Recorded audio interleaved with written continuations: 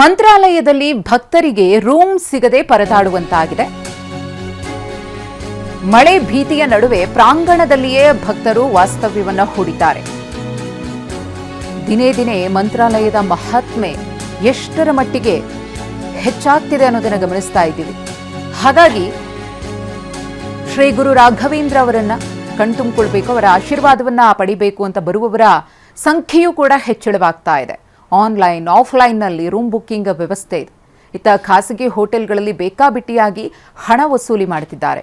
ವಾರಾಂತ್ಯದಲ್ಲಿ ಮಠದಲ್ಲಿ ರೂಮ್ಗಳು ಸಿಗದೆ ಭಕ್ತರು ಈ ರೀತಿ ಪರದಾಡುವಂತಾಗಿದೆ.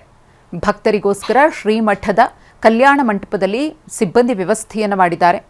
ತುಂಬಿ ಹೋಗಿದ್ದಾರೆ ಭಕ್ತರು, ಗಮನಿಸ್ತಾ ಇದ್ದೀರಿ.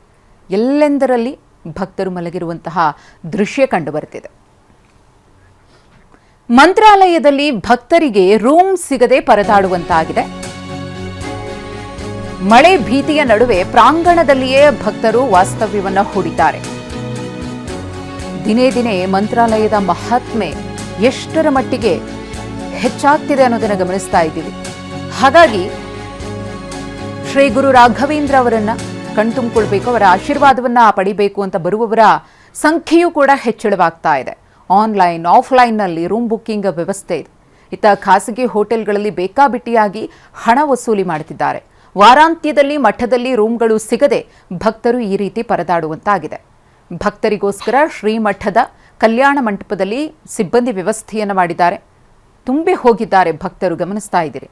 ಎಲ್ಲೆಂದರಲ್ಲಿ ಭಕ್ತರು ಮಲಗಿರುವಂತಹ ದೃಶ್ಯ ಕಂಡುಬರುತ್ತಿದೆ.